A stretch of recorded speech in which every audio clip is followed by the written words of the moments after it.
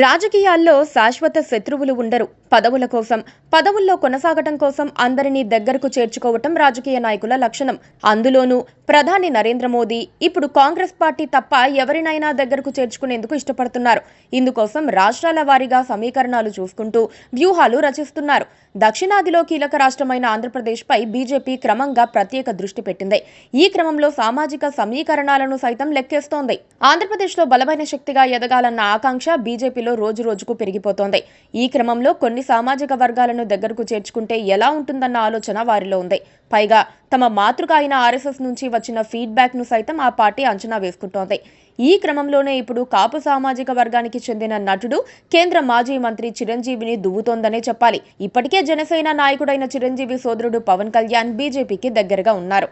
కూటమి ప్రభుత్వంలో చంద్రబాబుతో ఉన్నప్పటికీ పవన్ కళ్యాణ్ బీజేపీ మనిషిగానే కొనసాగుతున్నారు. పవన్ కళ్యాణ్ పెద్దన్న చిరంజీవిని కూడా బుట్టలో వేసుకుంటే ఏపీలో తమకు తిరుగుండదని, తెలంగాణలో సైతం కాస్తో కూస్తో ప్రయోజనం కలుగుతుందని బీజేపీ భావిస్తున్నట్లు సమాచారం. ప్రధాని నరేంద్ర మోదీ, మెగాస్టార్ చిరంజీవి ఒకే వేదికపై కనిపించడాన్ని ఒక సాంస్కృతిక కార్యక్రమంగా చూడకూడదు. అందులో రాజకీయ సమీకరణం కూడా ఉందని అర్థం చేసుకోవాలి. గతేడాది జరిగిన చంద్రబాబు ప్రభుత్వ ప్రమాణ స్వీకారానికి మోదీ హాజరైనప్పుడు చిరంజీవి కూడా వేదికపై ఉన్నారు. చిరంజీవి, పవన్ కళ్యాణ్ చేతులను పైకెత్తి పట్టుకుని ప్రజలకు అభివాదం చేసిన మోదీ అప్పుడే మనం బరంపురం అని చెప్పేశారు. ఇప్పుడు కేంద్ర మంత్రి కిషన్ రెడ్డి ఢిల్లీ నివాసంలో జరిగిన సంక్రాంతి వేడుకలకు మోదీ హాజరవుతోన్న సందర్భంగా చిరంజీవిని ఆహ్వానించడం కూడా రాజకీయ కోణంలో చూడాలి.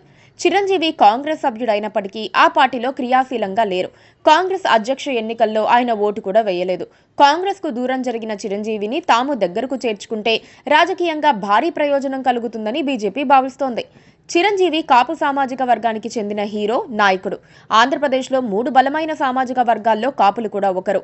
కమ్మవారికి టీడీపీ ఉంటే రెడ్లకు వైసీపీ ఉందని చెబుతున్నారు. జనసేన వైపు కాపులు ఏకమొత్తంగా మొగ్గు చూపుతున్నారని ఇప్పుడిప్పుడే అర్థమవుతోంది. వారి నాయకుడు పవన్ కళ్యాణ్ ను బీజేపీ వైపు తిప్పుకోగలిగితే ఇక తిరుగుండదని టీం మోదీ భావిస్తోంది. ఈ క్రమంలో చిరంజీవి వైపు నుంచి నరుక్కు రావాలని చూస్తోంది. అన్న చెబితే తమ్ముడు వింటాడని ఒక నమ్మకం కావచ్చు. అందుకే సంక్రాంతి వేడుకలు జరిగిన కాసేపు మోదీ స్వయంగా చిరంజీవితోనే మాట్లాడుతూ కనిపించారు. మనమంతా ఒక్కటే, మేమంతా ఒక్కటే అని టీవీ కెమెరాల సాక్షిగా ఏపీ ప్రజలకు సందేశం ఇచ్చే ప్రయత్నం చేశారు. చిరంజీవిని తమ వైపు తిప్పుకునేందుకు రాజకీయ పదవి ఇచ్చేందుకు కూడా బీజేపీ ఆలోచిస్తున్నట్లు వార్తలొచ్చాయి. త్వరలో చిరంజీవికి రాజ్యసభ సభ్యత్వం కట్టబెట్టినా ఆశ్చర్యపడాల్సిన పనిలేదు.